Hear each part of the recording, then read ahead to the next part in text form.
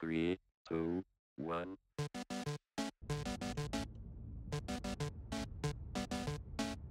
오늘은 이혼하고 나서 처음 친정에 가는 날. 가는 길 날씨가 맑아서 기분이 좋았다. 계속되는 비로 몸도 마음도 처져 있었는데 파란 하늘을 보니 괜히 설렌다. 공항에 도착. 비행기를 타고 가야 해서 번거로워 자주 가지는 못한다. 공항 면세점에서 파는 춘식이 인형. 갖고 싶었지만 참았다. 정말 귀엽다. 도착. 그런데 서울은 비가 많이 온다. 친구랑 점심 약속이 있어서 친구를 기다리며 근처 서점에 들어가 책을 구경했다. 오랜만에 와보는 대형 서점. 책을 꼭 사지 않아도 서점에 오는 건 늘 즐겁다. 마흔에 읽는 니체를 읽고서 이혼을 해야겠다는 결심을 했었는데 나중에 이 책도 이북으로 사서 읽어봐야겠다. 어릴 때 접했던 이야기들을 나이 들어서 다시 마주하면 새로 와닿고 새로 배우는 것들이 참 많다. 책 구경 다 하고 친구 만나러 가는 길.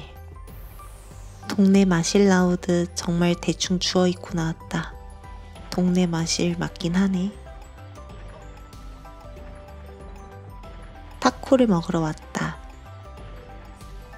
점심으로 좀 푸짐한 타코 세트. 원래라면 이거에 추가로 더 시켜서 먹을 텐데 나이가 드니까 많이 먹지를 못하겠다. 친구도 이혼하고 나서 처음 본다. 오랜만에 마주 앉아 근황을 나눈다. 근황을 나누면서 늘 빠지지 않고 듣는 소리. 축하해. 말을 안 해서 그렇지 너가 얼마나 고생이 많았는데 라는 위로. 다들 나 몰래 대본이라도 공유하는지. 앞으로 즐겁게 잘 지내면 되는 거지 라는 위로를 받았지만 즐거운 시간은 즐거운 시간이고 지난 시간에 허망함과 분노가 일어날 때가 여전히 있다. 답안지를 보고 답을 적는 건 누구나 쉽게 할 수 있다.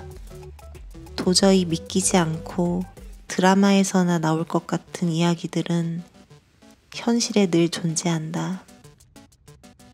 그렇게 잘나지도 특별하지도 않은 내 지난 5년의 이야기도 그러하다.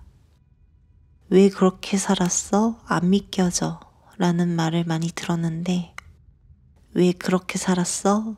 라는 질문에 10번, 100번을 생각해 보아도 그때의 나는 자존감도 많이 떨어져 있었고 그저 바보 같았기 때문에 라는 생각뿐. 엑스와 결혼을 준비할 때 나는 처음 사업을 시작했다. 프리랜서로 계속 일을 하다가 이젠 가장이 되었기에 안정적인 수입이 필요하다 생각이 들었기 때문이었다. 엑스는 대학 시절 사업을 해본 적이 있다며 자기가 이런 걸 잘 아니 도와주겠다고 했었고 그 과정에서 사업자 등록을 뺀 나머지들을 자신의 명의로 세팅을 해두었었다. 여기서 사업은 나의 부모님이 투자를 해주셨었고 X나 시부모님의 돈은 한 푼도 들어가지 않았다.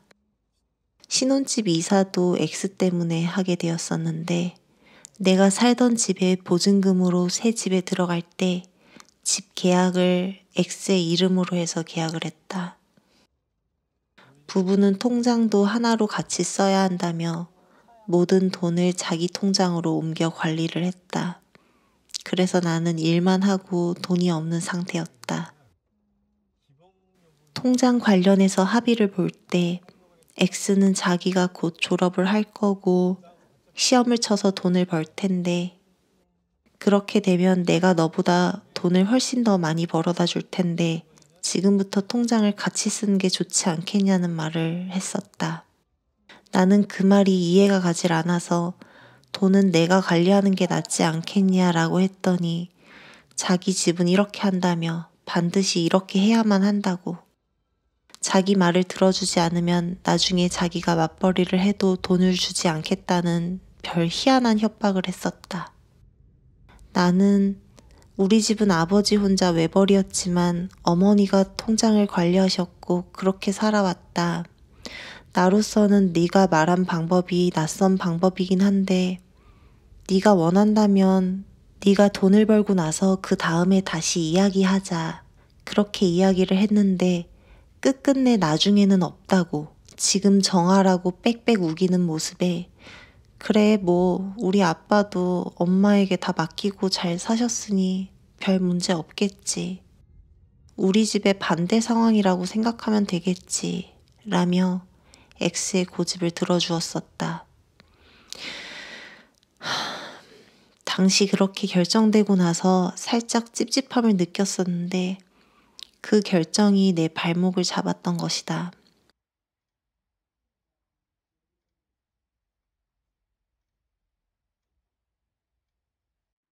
그리고 그 이후에 전전 영상에서 이야기했었던 폭행 사단이 났었는데 X는 사과를 받으라고 고집을 부리며 빌기만 하고 헤어질 생각이라든지 사업이나 재산 정리를 해줄 생각도 협조도 전혀 없었었다. 참고 들어주다 나중엔 내가 화가 나서 격양된 채로 내 걸 다 돌려달라고 하니 결국 하는 말은 자기는 그걸 돌려줄 법적 책임이 없다는 것인데 자기를 용서하고 데리고 살던지 그 외엔 방법 없단 식으로 배째라 나오는데 그 말과 행동에 사실 겁이 났었다. 부모님도 멀리 살고 계시고 상의를 하려니 속상해하시고 걱정하실까봐 말도 하지 못하고 속만 끓으며 살았다. 이렇게 뜯기는 건 안 되겠다 싶어서 X의 사과를 받아주고 그때 금전적인 것들을 전적으로 맡기면 안 되겠구나를 깨닫고 바꾸어 갈 수 있는 것들은 천천히 바꾸어 나갔다. X는 스스로를 올려치게 하는 것이 굉장히 자연스럽고 능숙했다. 자신의 도움 없이 혼자 사업하긴 힘들다며 자신의 필요성과 쓸모를 끊임없이 어필하고 내가 하는 모든 것들을 후려치곤 했다. 예전 영상에도 잠깐 말했었는데 내가 하는 일에 대해 늘 태클을 걸고 부정적으로 이야기를 하는 게 나는 항상 스트레스였다. 일에 관련되어서 뿐만 아니라 내가 너무 마음이 약하고 순진하다고 그러니 넌 일에만 신경 쓰고 다른 건 자기가 다 알아서 하겠다고. 내가 스스로 하려고 하는 걸 못하게 하는 일이 많았었다. 아니 그럼 집안일이나 좀 잘 해주던지 그냥 신경 쓰지 말고 공부나 열심히 해줘 라고 해도 돈에 관련해선 자기 개입이 없으면 안 될 것처럼 혈안이 되어 나를 괴롭혔다.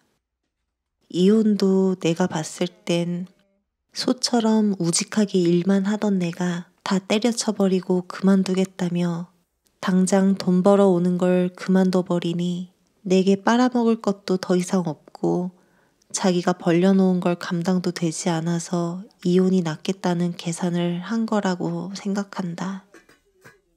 아마 내가 일을 계속 하던 상태였다면 평소처럼 끝까지 결혼 생활을 유지하려고 발악했을 거고 어떻게든 꼬드겨서 또 위기를 넘기려고 했었겠지. 내가 잴 거 다 재고 계산 때리고 결혼해서 징징거리네 라는 식의 댓글을 봤는데 잴 거 다 재고 따질 거 다 따졌으면 애초에 그런 결혼을 안 했다. 오히려 사람 볼 줄도 몰랐고 마냥 믿고 이것저것 안 따진 내 잘못이지. 그리고 한 가지 더. 시험에 못 붙어서 이혼을 한 게 아니라 애초에 시험을 보지도 않고서 봤다고 속이고 사람을 기만했기 때문에 더 이상 믿고 살 수 없다는 생각이 들어 그 사실을 알게 된 순간부터 이혼을 준비하게 되었다. 여태 해오던 행실이 있었기 때문에 얘가 돈을 벌어와도 사는데 문제가 많겠다. 이렇게 계속 살면 정말 후회할 것 같은데 라는 생각을 하던 차였다. 그럴 일도 당연히 없겠지만 변호사 시험에 합격해서 나에게 다시 와서 같이 잘 살아보자라고 이야기를 한다 하더라도 120% 단언컨대 다시 같이 살아줄 생각은 추호도 없다. 똥 한번 맛봤으면 됐지 뭘 굳이. 아주 간략히 줄여 이야기했지만 이것이 내가 당장 이혼을 하지 못했었던 이유였다. 삶의 이야기는 드라마보다도 역겹고 치졸하고 답답하다. 엄마와 저녁에 장을 보러 나왔다. 이것저것 먹고 싶은 것들을 담았다.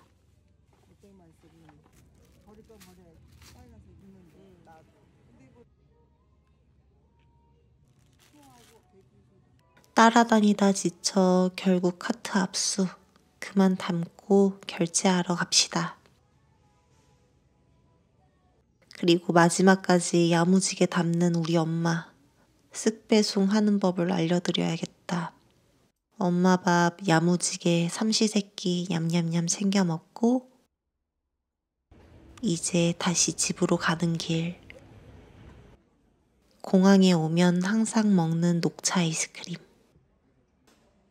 원래는 이사간 집도 볼 겸 엄마도 관광 다닐 겸 같이 오기로 했는데 나보다도 더 피인 우리 엄마는 갑자기 귀찮아졌다고 그냥 나 혼자 가라고 하셨다.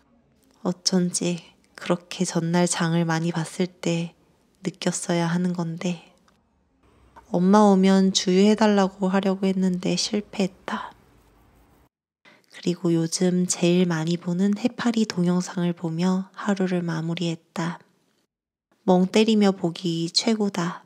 스트레스 심하신 분들께 추천해드리고 싶다. 잠 안 올 때 추천 영상, 해파리 영상, 고래 울음소리 영상, 모닥불 영상. 오랜만에 도넛을 사봤다. 무엇에 스트레스를 받는 걸까? 단 게 자꾸 땡긴다. 어릴 땐 밀가루를 좋아하지 않았었는데 점점 빵순이가 되어가는 것 같다. 몸은 어릴 때보다 근력도 좋아지고 건강해지긴 했는데 어릴 때처럼 마른 몸을 유지하는 건 어려운 것 같다. 건강한 독거노인이 되려면 운동은 필수다. 도넛 먹었으니 열심히 움직여주고 청소하고 밥 차려 먹고 운동하니 또 하루가 다 간다.